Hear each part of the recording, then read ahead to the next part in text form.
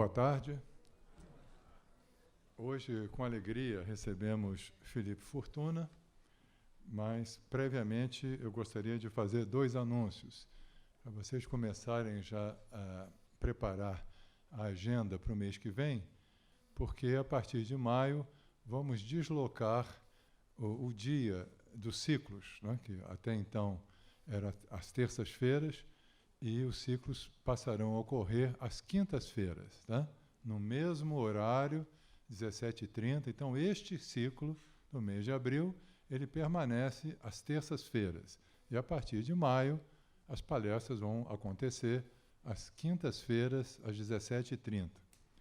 E também aproveito para anunciar que, na próxima terça-feira, dia 17 de abril, a palestra estará a cargo do professor Emanuel Santiago, de São Paulo, que vai falar sobre a cidade parnasiana, e, em particular, o Rio de Janeiro de Olavo Bilac, cujo centenário de morte é lembrado este ano, em 2018. Temos um centenário de Olavo Bilac, e Emanuel Santiago, um especialista no tema, vai falar sobre a cidadela parnasiana, o Rio de Janeiro, do final do século XIX, começo do século XX.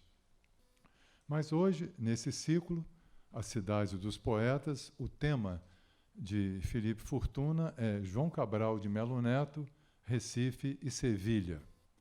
Poeta, ensaísta e diplomata, Felipe Fortuna é mestre em literatura brasileira pela PUC do Rio de Janeiro, com tese sobre o simbolismo. Estreou na poesia em 1986 com o livro Ou Vice-Versa, e desde então publicou 15 livros. Em 2005, reuniu sua obra poética no volume Em Seu Lugar, prefaciada por Sérgio Paulo Rouanet. Mais recentemente, lançou O Mundo à Solta, em 2014, Taturana, de 2015, ambos de poemas, e Esta Poesia e Mais Outra, 2010, de crítica literária, com a apresentação do poeta e acadêmico Antônio Cícero. E também, em 2016, a tradução pioneira em nossa língua do longo poema Brig Flats, do poeta inglês Basil Bunting. Felipe Fortuna escreveu o prefácio para a edição em espanhol de Piedra Fundamental 2000, antologia da obra de João Cabral de Melo Neto, na prestigiosa Biblioteca Ayacucho. E, em 2004, o prefácio da edição inglesa de Quarto de Despejo, de Carolina Maria de Jesus, e colabora com grande frequência para a imprensa com artigos e resenhas.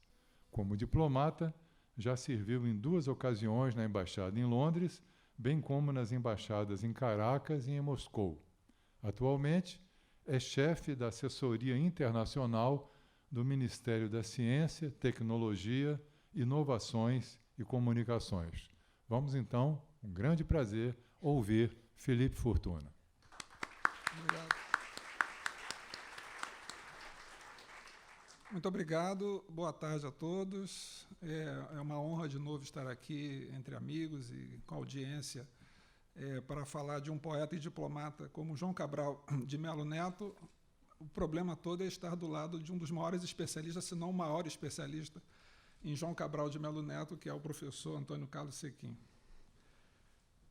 Em entrevista a um jornal carioca, em 1985, quando lançou Agreste, João Cabral de Melo Neto fez uma forte declaração: vivo dentro do Recife. Note-se que o poeta, na ocasião, passava férias no Rio de Janeiro, encerrado em seu apartamento da Praia do Flamengo.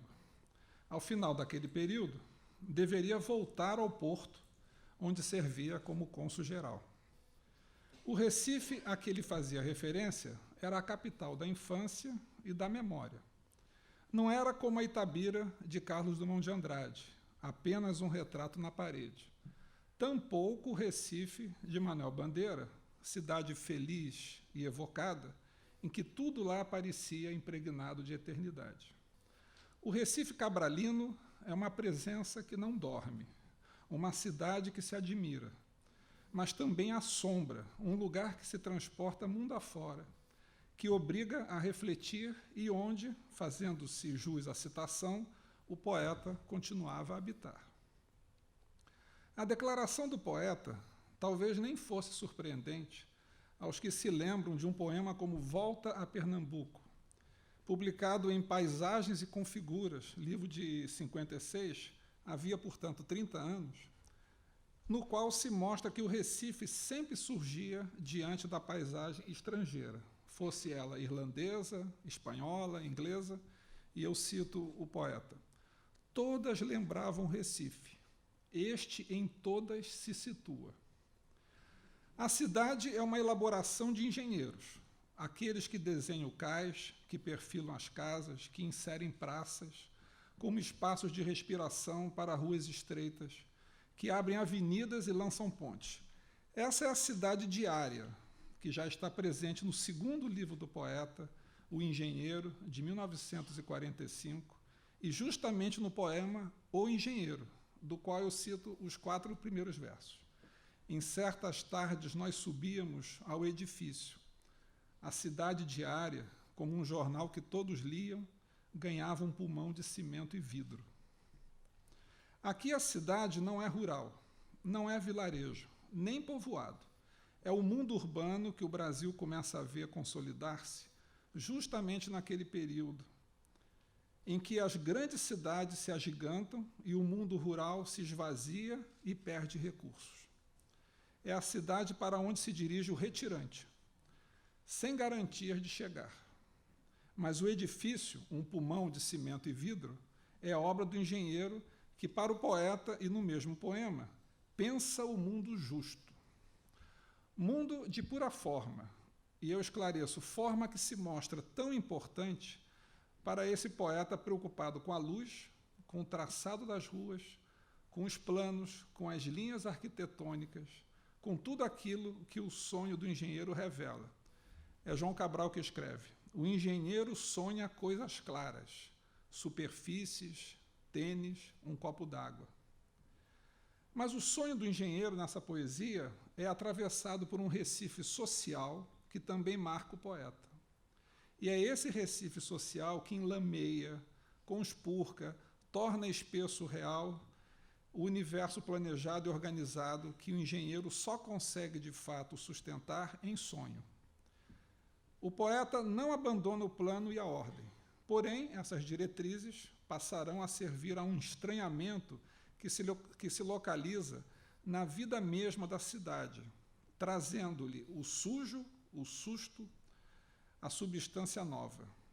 Talvez a primeira menção a esse Recife ocorra de maneira oblíqua, como se lê nos versos iniciais de O Cão Sem Pluma, que foi escrito entre 49 e 1950.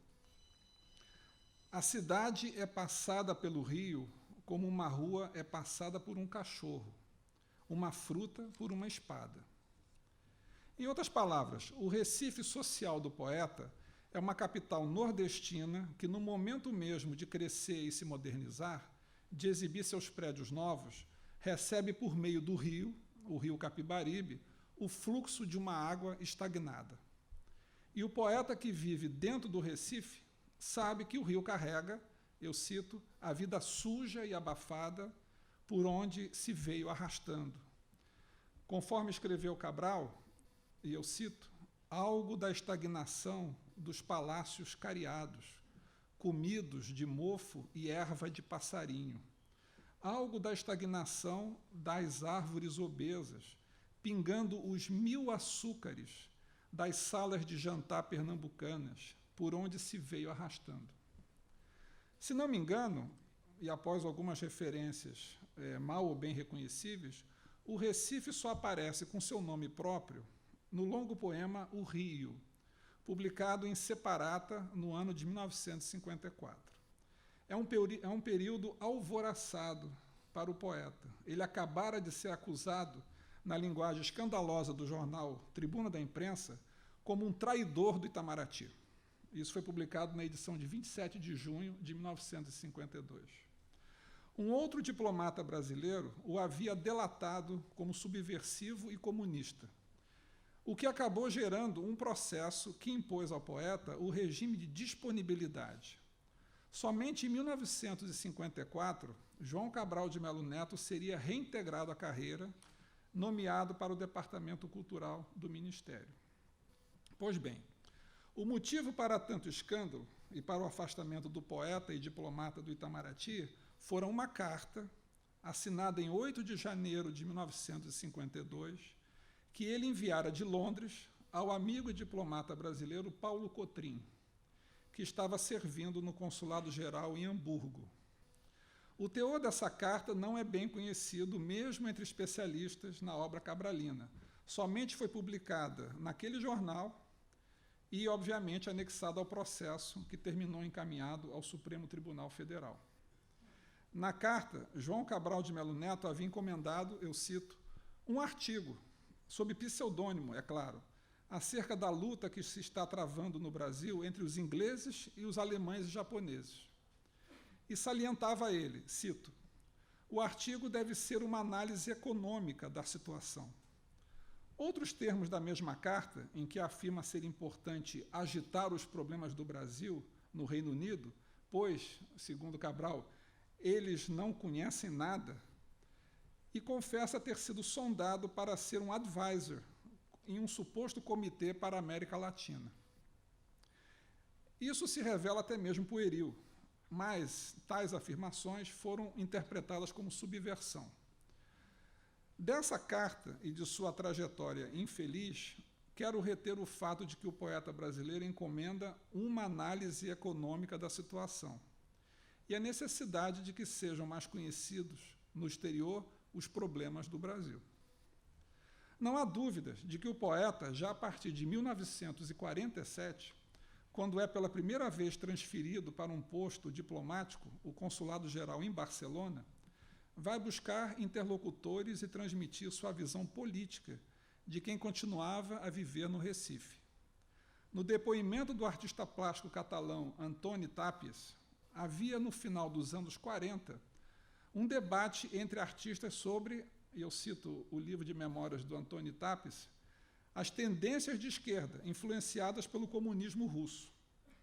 Explicou que o poeta brasileiro foi, e eu cito Tàpies, quem pela primeira vez alertou-me para o fato de que esse dogmatismo não era muito correto, que era possível preocupar-se com os problemas sociais sem cair no mau gosto do realismo socialista. Fim da citação. No entanto, a leitura do livro Memoir, de Antônio Tàpies, permite aprofundar um quanto o pensamento de Karl Marx teria influenciado muitas das convicções de João Cabral de Melo Neto. É o artista plástico catalão quem escreve em seu livro. O poeta brasileiro, eu cito, foi uma das pessoas que pela primeira vez suscitaram em mim um verdadeiro interesse por esta ideologia, o marxismo. Antoni Tàpies reconhecia que fora o pernambucano, cito, uma grande influência em tudo que tocava aos problemas fundamentais do socialismo e do materialismo dialético. E que, por fim, nada melhor do que o marxismo para tornar a análise mais rigorosa. Ainda está por ser feita, acredito eu, uma análise da poesia cabralina que articule a influência recebida de Paul Valéry com o pensamento marxista, pois esses dois polos caracterizam bem as preocupações do poeta brasileiro com a lucidez, o rigor, a análise, até mesmo a demonstração de um fazer poético que é mesmo muito singular ao dar vazão a elementos denotativos, a uma vizinhança com a prosa, a uma economia de metáforas como raras vezes se viu. A hiperconsciência presente na maior parte da poesia de João Cabral de Melo Neto está vinculada ao fato de que até mesmo a estatística, e o poeta teve experiência profissional com a matéria, pode servir de inspiração, se é que a inspiração existe mesmo para esse poeta. Sabe-se que algo de sua poesia social, a partir de O Cão Sem Plumas, adveio da leitura de um artigo sobre a miséria no Nordeste, publicado na revista Observador Econômico e Financeiro do Brasil. Artigo no qual se mostrava que a expectativa de vida na Índia era de 29 anos e no Recife, 28 anos. Em Morte e Vida Severina, o retirante se apresenta assim, e eu leio: e se somos severinos, iguais em tudo na vida, morremos da morte igual, mesmo a morte severina, que é a morte de que se morre de velhice antes dos 30, de emboscada antes dos 20, de fome um pouco por dia, de fraqueza e de doença, é que a morte severina ataca em qualquer idade, e até gente não nascida. Não posso deixar de mencionar, e também de justapor, sobretudo quando estou tratando de cidades, a análise de Engels em um dos clássicos do pensamento social, A Situação da Classe Trabalhadora na Inglaterra, que é um livro de 1845. Especialmente o trecho que comenta os índices deprimentes da cidade de Manchester, onde se deu a Revolução Industrial praticamente. E aí eu cito Engels: as estatísticas da mortalidade revelam níveis altíssimos, principalmente por causa das mortes entre as crianças pequenas da classe operária. O delicado organismo de uma criança é o que oferece a menor resistência aos efeitos de um modo de vida miserável. O abandono a que frequentemente se vê exposta quando os pais trabalham ou quando um deles morre, logo faz sentir seu impacto. E, sendo assim, não pode ser razão de espanto se, por exemplo, em Manchester, conforme um relatório que já citamos, mais de 57% dos filhos de operários morrem antes de completar 5 anos, ao passo que essa taxa é de 20% para os filhos das classes mais altas e, nas zonas rurais, a média de 32%. Eis o ponto a que chegamos na Inglaterra, continua Engels, onde a burguesia, que sabe todos os dias pelos jornais o que está ocorrendo, mantém-se inteiramente despreocupada. Das duas, uma: ou toma as providências necessárias para remediar esse espantoso estado de coisas, ou entrega à classe operária a administração dos interesses públicos. Isso é o que diz Engels. Volto então ao poema O Rio, que desce em direção ao mar e vai relatando o que vê por onde passa. A todo momento, esse rio, o Capibaribe, é ele mesmo um retirante, emparelhando-se às figuras esquálidas que vê na sua margem. E escreve o poeta: vou andando lado a lado da gente que vai retirando, vou levando comigo os rios que vou encontrando. Esse rio, personagem social, faz, portanto, um caminho humano de fuga, mas não carrega consigo a fome que marcará o deslocamento do Severino. Há ironia no trajeto, como afirmar que sempre um santo preside a decadência das cidades, que passam à margem.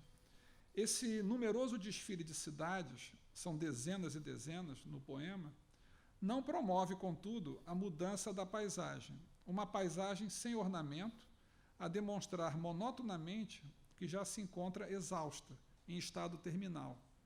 E João Cabral escreve: a mesma dor calada, o mesmo soluço seco, mesma morte de coisa que não apodrece, mas seca. Esse secar sem apodrecer, essa morte de coisa, representa o lugar comum da região, que o rio atravessa sem transbordar e sem resolver. O rio atravessa as áreas das usinas, unidades devoradoras de terra que cavam os 7 palmos que servirão para os homens.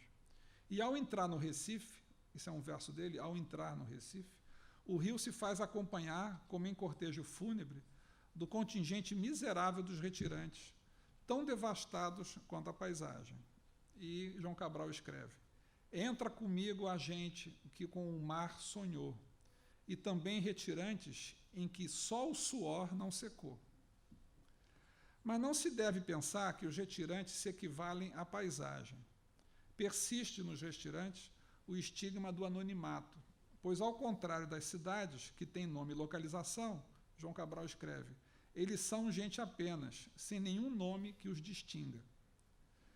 Assim se chega ao Recife, lugar pesadamente social, cidade que esconde outra cidade em seu subsolo. Aquela metade podre que com lama podre se edifica, que contamina toda a cidade em cima, que avança como metástase e a transforma em uma capital mendiga. Verso de Cabral. Como foi comentado, essa cidade, feita de grupamentos urbanos deserdados, está atolada em podridão, e dela, em imitação à perplexidade de Engels, o poeta escreve: só as estatísticas dão notícia, ao medir sua morte, pois não há o que medir em sua vida. Chamo a atenção, nessa poesia sobre tanta miséria, para as seguidas aparições da palavra genzo. Regionalismo nordestino, genzo se refere ao muito magro, ao adoentado, ao fraco, e é assim que se refere às crianças. Existe, por exemplo, num verso de Cabral, o menino bastante genzo, que vê o rio que o vê. E há o menino genzo, como todos os desses mangues de morte e vida severina, que acaba de nascer e anuncia uma vida curta e faminta. Outra impactante símile com o texto de Engels, em sua ação política e compadecida sobre a taxa de mortalidade. No itinerário rumo a uma capital podre, atravessando uma paisagem devastada, na qual se observa a atividade econômica ultrapassada e sem serventia, o rio faz o percurso de um retirante. Houve quem igualasse o rio Capibaribe, do poema de João Cabral de Melo Neto, ao Severino, que atravessa o Alto de Natal pernambucano, publicado logo a seguir, no ano de 1955. A similaridade pode até mesmo servir a esquemas didáticos e professorais, mas o retirante do poema desempenha uma importante função para o poeta. É quem pode introduzir o problema do trabalho. Ressalto aqui: o substantivo trabalho e o verbo trabalhar aparecem 26 vezes ao longo do poema. Outros verbos como lavrar e cultivar, e substantivos como profissão e ofício, pertencem à mesma tipologia, mas é de fato o trabalho, e mais ainda a busca pelo trabalho, que se mostra central no poema. O retirante do poema se vê condenado a um mecanismo infernal, no qual o trabalho o subjuga totalmente, assim como a sua ausência, uma vez esgotado o ciclo econômico que fazia persistir aquela forma de sobrevivência. Atraído pela cidade grande, no caso o Recife, o Severino acaba descobrindo, por uma conversa entreouvida de dois coveiros, que havia feito uma viagem bem diferente da que pensara. E João Cabral escreve: não é viagem o que fazem, vindo por essas caatingas, vargens. Aí está o seu erro. Venha seguindo o próprio enterro. Em momento algum, o Severino é um homem livre, ora devendo aos seus patrões, ora tentando escapar da necessidade que lhe impõe a vida mesma. O que Karl Marx, no livro terceiro de O Capital, que foi de 1894, definiu como uma radical lucidez. E Marx escreve: na verdade, o reino da liberdade começa somente a partir do momento onde cessa o trabalho ditado pela necessidade e os fins exteriores. Ele se situa, portanto, por sua própria natureza, além da esfera da produção material propriamente dita. Em outras palavras, o Recife não é lugar de redenção. Uma fase econômica moderna forçou a saída do retirante do campo, mas na cidade não há trabalho para o saber acumulado por ele.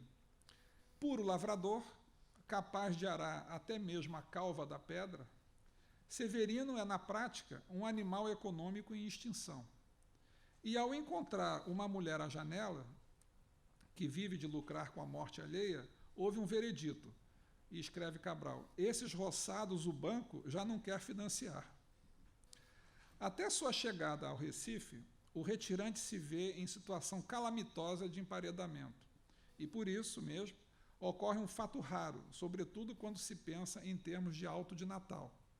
Fala abertamente em suicídio. Como escreve Cabral: que tal saltar numa noite fora da ponte e da vida? Trata-se da parte mais visceral, mais comovente de Morte e Vida Severina, e resume o fato de que de nada adiantou ter chegado ao Recife. Já o poeta se vê assombrado pelos espectros de Marx, que predizem pura negatividade para o destino humano. Esses espectros, por outro lado, dão título a um pequeno livro de Jacques Derrida, pensador que vê uma direta correlação entre Karl Marx e Paul Valéry naquilo que eles pensam sobre uma noção do espírito público. E para quem tiver interesse em seguir o pensamento de um jovem João Cabral de Melo Neto, os livros de Karl Marx e de Paul Valéry deverão servir de fontes primordiais. Eles são, seguramente, os heróis intelectuais do poeta. E Cabral diz isso em pelo menos 2 entrevistas importantes. No grupo de poemas marcadamente sociais, que fizeram o poeta viver dentro do Recife, deve constar o jamais concluído A Casa de Farinha, planejado a partir de 1966. Pelo que se conhece, o ângulo econômico se torna ainda mais perceptível e presente, já que o poeta glosa a substituição de uma forma tradicional de fabrico de farinha por uma fábrica nova, que coloca em risco a identidade local e, logo a seguir, os empregos. É bem evidente a preocupação do poeta com a classe dos trabalhadores, separados com precisão em carregadores, raspadoras, raladores, prensadores, forneiros. E também seu renovado cuidado em salientar a importância do trabalho, segundo anotações que indicam. E o Cabral não escreveu o poema propriamente, mas deixou anotações que foram publicadas recentemente. Essas anotações eu cito. A Casa de Farinha, os trabalhadores devem saber que é a última vez que trabalham, que por isso há tanto trabalho, que por isso trabalham de mutirão, que vão ter de acabar tudo naquele dia por ser o último dia. Então, isso era o esquema classificador do poema de Cabral.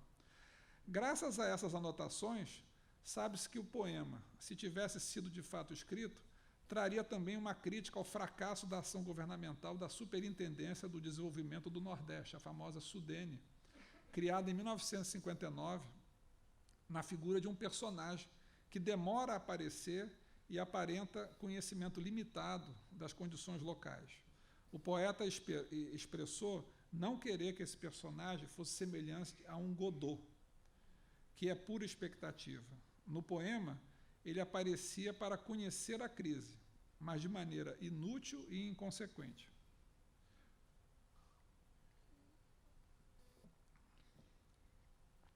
Em 1947, João Cabral de Melo Neto é transferido para o seu primeiro posto no exterior, o Consulado-Geral em Barcelona. A partir de então, como sabemos, a Espanha passará a ter importância central em sua poesia.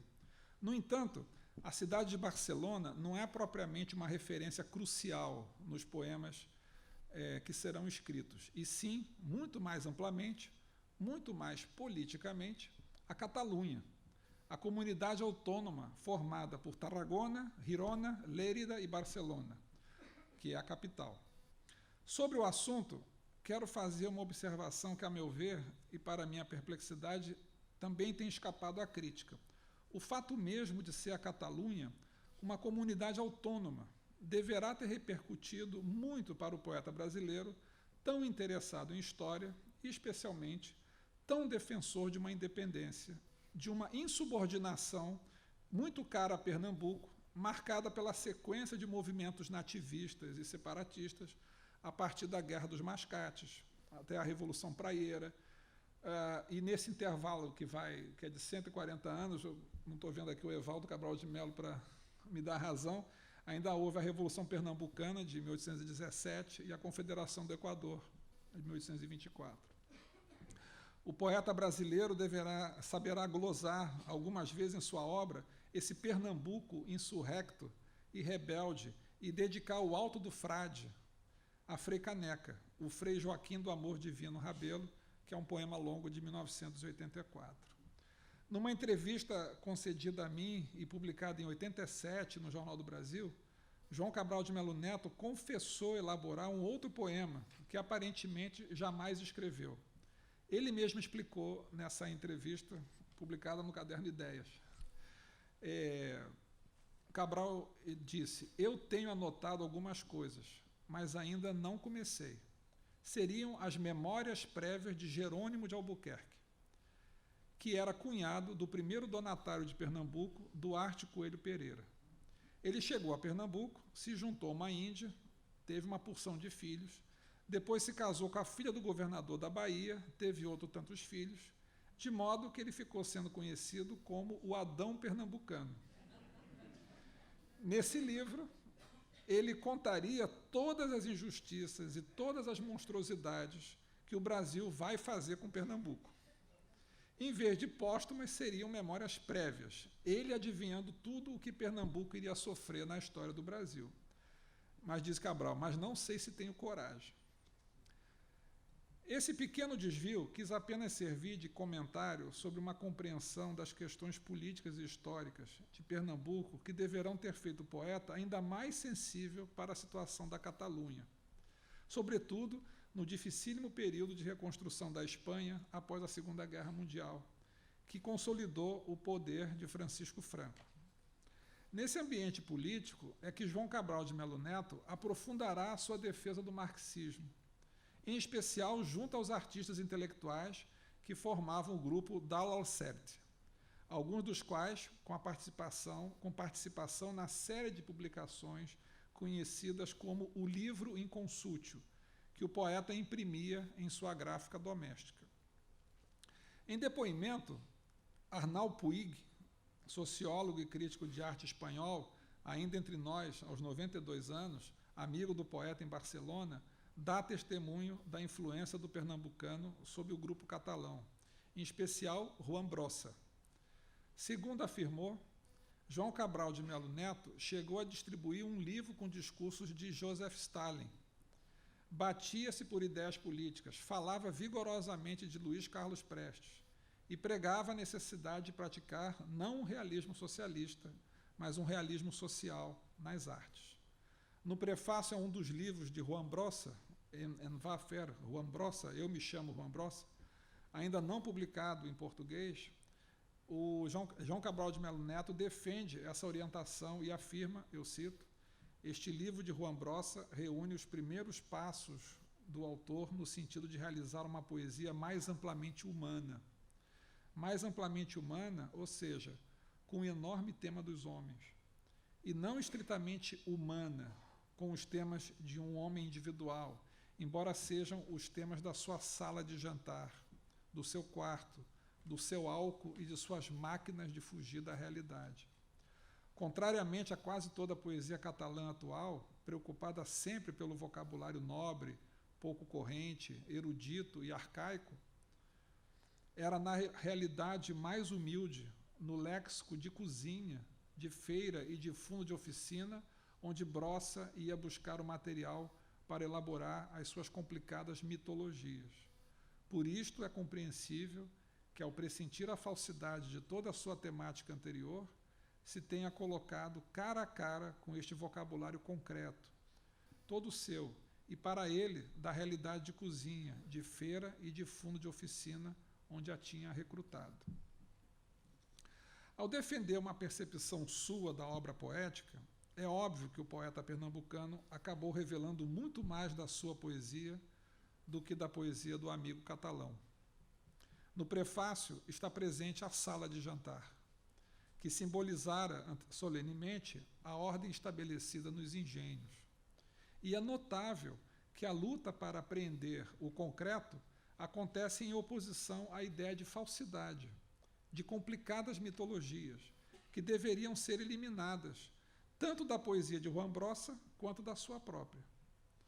João Cabral de Melo Neto desprezava e repelia as máquinas de fugir da realidade, mas defendia a machine à émouvoir, a máquina de emocionar de Le Corbusier, trazida em citação na abertura do livro O Engenheiro. Esse período de forte criação poética e de muita densidade política também é marcado por sua transferência para o Consulado Geral em Londres, em 1950. A década de 50 caracteriza o modelo de coerência almejado pelo poeta. Obra sem engajamento, mas de forte mensagem política e social, voltada para o concreto. E, de cidade em cidade, uma vez superado o processo administrativo, foi ainda transferido para Marsella, em 1960, para Madrid, e depois para Madrid, embora continuasse a viver dentro do Recife. Um Recife de desigualdades, de fome e de mortes provocadas pelo modelo econômico, mas também, de modo inescapável, um Recife que o acompanha na contemplação, que o faz comparar paisagens e figuras. Por exemplo, no seu período como embaixador em Dakar, Senegal, escreveu o pequeno e belo poema O Sol no Senegal, que foi publicado no livro O Museu de Tudo, de 1978. E escreve Cabral: para quem no Recife se fez à beira-mar, o mar é aquilo de onde se vê o sol saltar. Daqui se vê o sol não nascer, se enterrar. Sem moças, alegria, quase murcho, lunar. Um sol nonagenário, no fim da circular, abúlico, incapaz de um limpo suicidar. Em pelo menos uma entrevista, João Cabral de Melo Neto declarou que o essencial de sua obra fora escrito até 1965. A acreditar no poeta, a sua lição de poesia estaria enfeixada no volume Poesias Completas, de 1968, que se abre com um livro então publicado mais recentemente, A Educação pela Pedra. Talvez seja um tópico de interesse examinar de que modo o golpe militar de 64 terá interferido na sua produção poética. Não me refiro aqui a temas escolhidos ou a protestos subliminares. Nesse poeta, que também diplomata, foi transferido para Genebra naquele mesmo ano de 64 e, em 66, foi servir em Berna, assim alongando sua temporada suíça, enquanto Morte e Vida Severina conhecia impactante repercussão a partir da montagem do Teatro da Pontifícia Universidade Católica de São Paulo, com música de Chico Buarque de Holanda. Tudo é política, como se diz comumente, máxima repetida pelo pipoqueiro da esquina e pelas autoridades máximas dos poderes constituídos. E assim surgiu Sevilha, na biografia de João Cabral de Melo Neto, e mais adiante na sua poesia, por engenho e arte da política.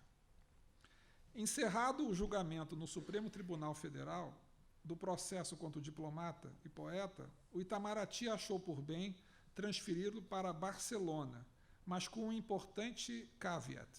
A missão seria mesmo exercida no Arquivo das Índias, em Sevilha, até mesmo para que o funcionário, voltado para a pesquisa acadêmica, se mantivesse por um tempo fora do ambiente político. O trabalho foi finalmente publicado em 1966, com o título O Arquivo das Índias e o Brasil, documentos para a história do Brasil existentes no Arquivo das Índias de Sevilha. É uma obra compilada totalmente pelo poeta. Na obra poética de João Cabral de Melo Neto, a primeira referência àquela cidade espanhola se encontra justamente no poema intitulado Sevilha, do livro Quaderna, de 1960. Poema de 16 estrofes, de 4 versos cada, do qual eu leio apenas as 2 primeiras. Escreve o poeta: a cidade mais bem cortada que vi, Sevilha, cidade que veste o homem sob medida. Justa ao tamanho do corpo, ela se adapta, branda e sem quinas, roupa bem recortada. O poeta faz referência aqui ao sevilhano, homem pequeno, mas é razoável interpretar que a cidade espanhola servia bem no seu tamanho ao próprio poeta, que acabara de ser tratado com justiça. É a ele, portanto, a quem a cidade cabe. E o poeta torna-se íntimo da cidade como se esta não fosse apenas uma roupa, mas um corpo. Ou, por vezes, uma casa confortável que passa a conhecer com intimidade. É também no mesmo poema que se lê a palavra amor. Palavra raríssima de se encontrar na poesia de João Cabral de Melo Neto. Eu só encontrei aqui. Mas que denuncia com sua aparição uma das mais importantes modificações ocorridas em sua obra poética. Em um esquema bem simples, percebe-se logo que o Recife passa a ser a cidade do trabalho e da exploração. Sevilha passa a ser a cidade do corpo e do prazer. E Cabral escreve: o sevilhano usa a Sevilha com intimidade, como se só fosse a casa que ele habitasse. E mais que intimidade, até com amor, como um corpo que se usa pelo interior. Sevilha fará brotar uma sensualidade bem arquitetada na poesia de João Cabral de Melo Neto, como se lê no mesmo livro no poema A Mulher e a Casa, no qual a casa é o corpo e vice-versa. A cidade inteira se sensualiza, cada praça, cada beco, cada bairro, fazendo o poeta escrever a urbanização do regaço e ainda o regaço urbanizado, 2 poemas do livro.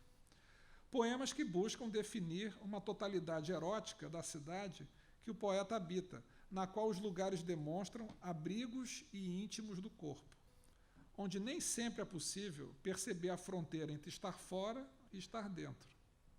O regaço é o côncavo que dá abrigo a esse erotismo fora da terra natal, que o poeta descobre e descreve com surpreendente engajamento. Em um ensaio agora antigo sobre o erotismo na poesia de João Cabral de Melo Neto, fiz alusão a uma paisagem corporal que caracteriza uma certa dimensão ordenada, um Recife masculino e uma Sevilha feminina. Por um lado, há uma resoluta estruturação em pares opostos. Por exemplo, em Um Cão Sem Plumas, Cabral escreve: a cidade é fecundada por aquela espada que se derrama, por aquela úmida gengiva de espada. Aqui o Capibaribe fecunda e o Recife se deixa fecundar. Em O Rio, o poeta faz notar que as terras de cana, e eu cito, como são terras de cana, são muito mais brandas e femininas. Já em Paisagens com Figuras, no poema Duas Paisagens, o poeta, que é um classificador obcecado, escreveu, e eu cito: em termos de uma mulher, não se conta é Pernambuco. É um estado masculino e de ossos à mostra, duro. De todos o mais distinto de mulher ou prostituto, mesmo a de mulher virago, como a Castilha de Burgos. No poema Na Baixa Andaluzia, a terra erotizada é como que descrita quase anatomicamente pelo poeta. Andaluzia é, e eu cito, terra sem menopausa, que fácil deita e deixa, nunca enviúva, e que de ser fêmea nenhum forno cura. A terra das telhas, apesar de cozida, não cessa de dar-se ao que engravida. Segue do feminino. Aliás, são do gênero as cidades ali, sem pedra nem cimento, feitas só de tijolo, de terra parideira, de que herdam tais traços de femeeza. Sevilha os herdou todos e ao extremo, a menos macha, e tendo pedra e cimento. A demonstração dessa oposição e dessa tensão entre um Recife macho e social e uma Sevilha fêmea e sensual poderia alongar-se aqui. Não sendo o caso, faço apenas 2 observações. A primeira, quando a paisagem corporal concebida pelo poeta dá sinais de ambiguidade e exige criatividade de quem classifica, ordena e se vale de todo o racionalismo. É o que acontece no poema O Engenho Moreno, publicado em A Escola de Facas, que de algum modo encapsula algumas das preocupações do pernambucano. Ali se encontra a indiferença local ao imperador, denominado de o manso déspota, encarnação do poder central. Em visita a Pernambuco, foi-lhe oferecida hospedagem no Engenho Moreno, mas não o conchego, e eu cito o poeta, de São José, de seus becos, onde o Recife secreto é a Recife, muda o sexo. Assim agiu o poeta, mudando o gênero para mudar o sexo, e atribuindo às terras e aos lugares uma potência erótica capaz de decifrar a identidade do que via e do que sentia. A segunda observação é de que não existe na poesia de João Cabral de Melo Neto o erotismo físico, de 2 ou mais corpos humanos, nem mesmo comparação à relação concreta entre 2 pessoas. Na verdade, o seu erotismo representa bem uma psicologia da composição. É um erotismo que estrutura realidades, que metaforiza corporalmente as realidades corporais. Esse distanciamento, tão raro em um poeta que mencionou avaramente a palavra amor e quase se cala sobre o amor físico, se reduz, contudo, no contexto da cidade de Sevilha. Foi ele, o poeta, capaz de se referir a si mesmo na terceira pessoa, como fez no poema Despedida de Sevilha, do livro Crime na Cádia Relator, para confessar que conheceu Sevilha como a Bíblia fala de conhecer mulher. Quase sou levado a dizer que muito da poesia cabralina é coisa de circunstância. Não propriamente verso de circunstância ou mesmo poesia de circunstância, mas sim resultado de uma elaborada reflexão sobre fatos contingentes.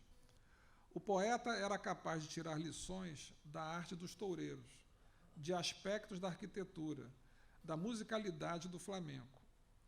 Tanto em relação ao Recife quanto a Sevilha, o poeta exibia o seu itinerário pessoal, a sua escolha muito singular de lugares, afetos e acidentes que dizia respeito também à maneira como escrevia, como decidia elaborar um poema.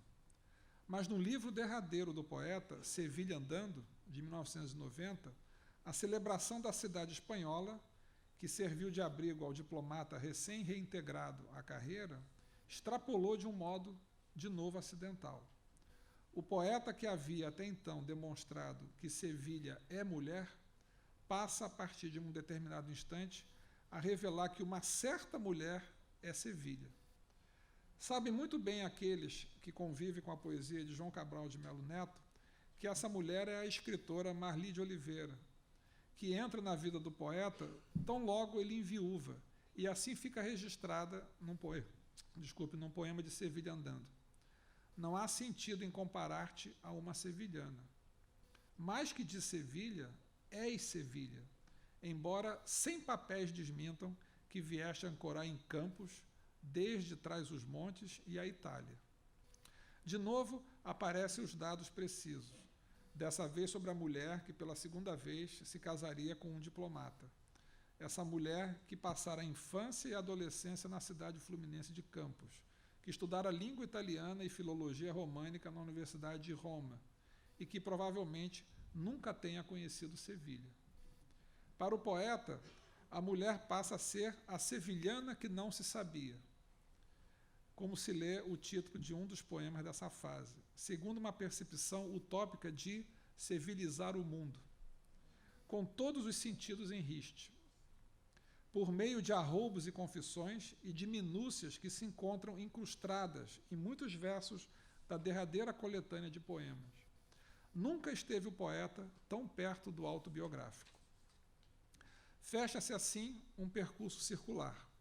O poeta continua a viver no Recife e retorna a Sevilha por meio de uma mulher.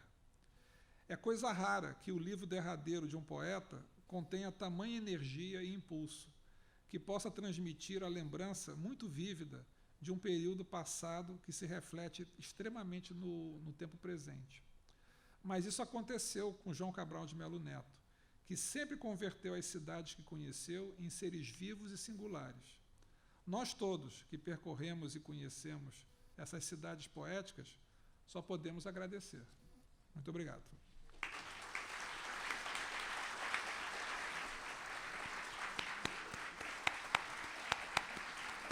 Parabéns.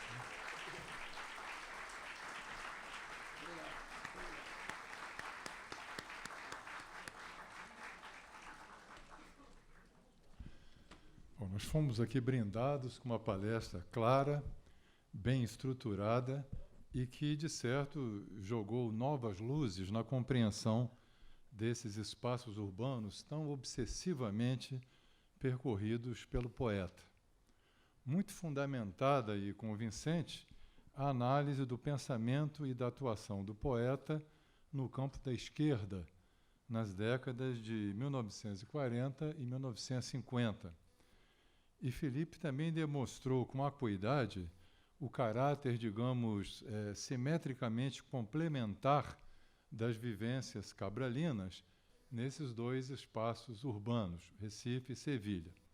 E, estimulado pelo que eu ouvi, eu vou me permitir aqui alguns rápidos adendos, né, dialogando sinteticamente com o texto de Filipe. Primeiro, quanto ao surgimento do nome Recife, na obra de Cabral, a rigor ele ocorre um pouquinho antes, no livro O Engenheiro, 1945, num poema intitulado A Joaquim Cardoso, que é o maior amigo, né, de João Cabral no terreno da criação, da cultura e da poesia. E nós podemos até dizer que quando ele dirige esses versos para o Joaquim Cardoso, a rigor ele está dirigindo a si próprio. Que versos são esses? Recife, a cidade que não consegues esquecer. Né? Cardoso e Cabral. Quanto ao diplomata brasileiro que o denunciou em 1952, sem ser nomeado aqui, né? Embora todo mundo que estude a vida de João Cabral saiba muito bem de quem se trata, esse diplomata recebeu ainda uma outra homenagem, entre aspas, num poema de Serial, 1961, intitulado Generaciones e Semblantes. Então, nesse poema, João Cabral faz essa seguinte homenagem: a flor da delação, flor de planta que não pode florir e aborta. Então, bem incisivo, né? Quanto à vocação separatista de Pernambuco, foi muito boa e original, né, a sua analogia com a Catalunha, que tem esse aspecto também, né, de uma comunidade à parte. Certa vez, João Cabral me contou, né, que o sonho dele era que Pernambuco declarasse guerra ao Brasil e se tornasse um país independente. Então, ele seria nomeado embaixador do Brasil em Pernambuco. Né? Ele voltaria para ser embaixador na sua terra de origem. E, aliás, essa percepção do Nordeste como algo à parte do país é recorrente no poeta, né? E até ele não se declarava poeta brasileiro, ele se dizia um poeta pernambucano. E, em 1987, escreveu uma dedicatória bem forte num livro que é para um escritor alagoano. E esse escritor me deu a cópia da dedicatória, né? Então, entre aspas, para Rosalvo Ascioli Júnior, de quem tanto espera a literatura do Nordeste. A brasileira não me interessa. Quer saber da literatura do Nordeste. Quanto ao erotismo físico, eu só consegui encontrar num único poema, existe, né, o erotismo de dois corpos humanos. A única exceção para confirmar a regra se situa no poema História Natural. Só que, num paradoxo, nesse poema, a relação sexual é tão abstratamente elaborada que o leitor nem consegue perceber o que está acontecendo lá dentro. Você vai do começo ao fim e tem que voltar várias vezes. Realmente, quem sabe, alguma coisa erótica acontece ali. Finalmente, eu me aproprio e redireciono as próprias palavras de Filipe, no epílogo de sua excelente palestra. Nós todos que, por seu intermédio, percorremos e conhecemos essas cidades, só podemos agradecer. Muito obrigado, está encerrada a sessão.